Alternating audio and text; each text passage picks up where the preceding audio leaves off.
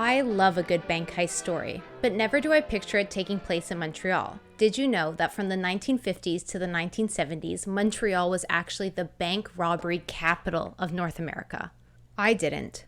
Follow along as I go to periods in Montreal's history that aren't always given the respect they deserve. I'm Arizona O'Neill, a filmmaker in Montreal. By the time 1980 rolled around, crooks in the city were robbing 2 banks a day. That was 862 that year alone. More than half of the bank robberies in Canada happened in Quebec. Montreal even beat out New York with its 687 robberies that year. In third place was Los Angeles with 389 holdups. It didn't even come close. And what's even wilder is that New York had twice as many bank branches as Montreal. Some say New Yorkers were actually disappointed to see a Canadian city top the charts ahead of them. Why Montreal? What was going on? Montreal has a long history of organized crime. In the 1950s, the West End Gang emerged from the Irish working class in Point St. Charles. They hijacked trucks, ran protection rackets, and basically owned the Port of Montreal. And they robbed banks. Bank jobs were usually done on Thursdays, payday, when the vaults were full. The payoff was so big that they only needed to do 2 hits a year, once around Christmas and another in March or April. They would give everyone the summer off.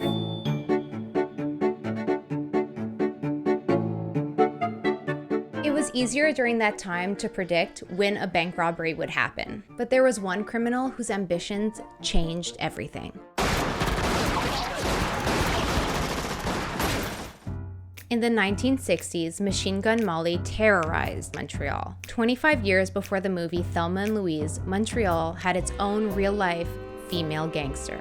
Le Petit Journal, a Paris newspaper, once said that if Al Capone had had a daughter, he would have wanted it to be Machine Gun Molly. My grandfather was also a Montreal criminal back then, and he was actually friends with her. He never got a cool nickname, however. Molly grew up poor in the red light district. It's said her grandmother ran a crime school for neighborhood children. One policeman compared her to Fagin from Oliver Twist. She would teach the kids to steal and take a cut of their loot. Molly became a prostitute at 13 and married a gangster at 17. For a while, she stayed home and raised the kids. But by her 20s, she was the mastermind behind 20 bank robberies. She eluded the police because she was a master of disguise. She had a whole wardrobe of different wigs and outfits, and sometimes dressed as a man. So witnesses never described what she really looked like. What the police did know was that she brought a gold-plated rifle to every robbery, thus her nickname. The gun was a gift from one of her many boyfriends. She would shoot at the ceiling to intimidate the bank employees, but no one was ever hurt during her heists. Molly was eventually taken down in a police car chase. She slammed on the brakes to avoid running into a bus and took a bullet straight to the heart in the shootout that followed. Next to her body in the passenger seat, they found $35,000 in cash, a shotgun, and 2 pistols. The lady was a badass. She was only 27 when she died, and this was in 1967. What happened in the 1970s that caused this bank robbery boom in Quebec? Well, Montreal thieves developed their own style of stick-ups. Bank robbers were working solo. These lone wolves operated mostly on St. Catherine Street using a spontaneous approach. This was much more effective than the extravagant heists we're used to seeing in movies. They would go for smaller amounts, about $1,500 a hit. They would simply walk past the bank and if the coast was clear, slip in and rob the place. This made it near impossible to track the robbers and to predict their next holdup. Judging by the stories in Allo Police and other crime tabloids, bank robbers were popular. Everyone wanted to be one. Montrealers tended to romanticize criminals. They saw them as Robin Hoods who took from the rich. Even if they didn't always give to the poor, they were robbing from institutions, not people. This was important. Muggings, for example, were rare in the city. Here are some of the most peculiar bank robbery stories from the time, and they are the most Montreal stories ever. Rory Shane and his girlfriend hired a helicopter and pilot in Dorval. Holding a revolver to the pilot's head, they directed him to the town of Mount Royal shopping center. Shane's girlfriend kept the gun on the pilot while Shane slipped into the bank and robbed it. They then escaped, forcing the pilot to land the helicopter on the roof of Sauvé metro station. They fled into the metro. Robert Bilodeau, who the police referred to as a very polite young man, because whenever he would rob a bank, he would wait in line for his turn. Then he'd hand the teller a discreet note indicating his intentions. After he had the money in his possession, he would flee the scene on a bike. The tabloids called him the bicycle bandit. Pierre Côté, though he lost both of his legs in a car accident, he didn't let this stop him from robbing banks. At the age of 37, he carried out a series of bank robberies in a wheelchair with an accomplice. They would bring their own ramp to get out of the car and into the banks quickly. When he was arrested, he fought off the police so intensely that they had to put him in a straitjacket. Christian Perrault put in plastic Dracula fangs before pulling out his gun and robbing 2 banks. He shot a police officer, which started a manhunt.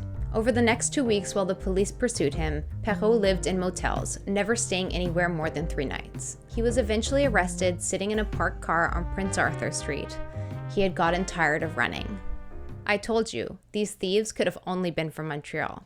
So how did Montreal lose its status as the capital of bank robberies? And what put them to an end? At first, banks denied that they were in any way to blame for the holdup epidemic and refused to do anything about it. See, the banks found it cheaper to insure themselves against the robberies rather than pay for security upgrades. But the city had had enough. Politicians did not think that bank robberies was what we should be known for. They set up the Joint Committee of Bank Robberies in 1976. It was made up of people from the police department and the Canadian Bankers Association. The committee was given the job of finding solutions, and by the end of the 1980s, things started to change. Banks put a full-time security guard in every branch. I cannot believe they were not already doing this. They started to keep less money in their tills to discourage robbers. And finally, they installed cameras. But what was even more effective was the work that the police did to get Parliament to change the criminal code. Before, when bank robbers were arrested, they were back on the street in no time. Armed robbery would get you on average 2 years in jail. Now, if you were a professional criminal, why wouldn't you risk a bank job with only 2 years on the line? Under the new, tougher laws, you could end up with a 20-year sentence. Penalty for armed robbery was a minimum of 5 years and 7 for a second offense. With so little cash now in the tills, the risk didn't seem worth it. The number of bank robberies plummeted. It's for the best, really. Even though banks did not seem to mind the holdups, a lot of tellers and bystanders were left traumatized. Knowing that at any moment someone could walk into your workplace and wave a gun around is not ideal. Trust me, working a customer service job is already stressful enough. However, let's not forget it happened. Montreal's rough underbelly fascinates me. Our history is richer for it, and these stories strengthen our identity. We should not let them disappear. If we let these histories fade away, I think we'll be left with nothing, just an empty shell of a city. Come along with me as I discover more of Montreal's shadows.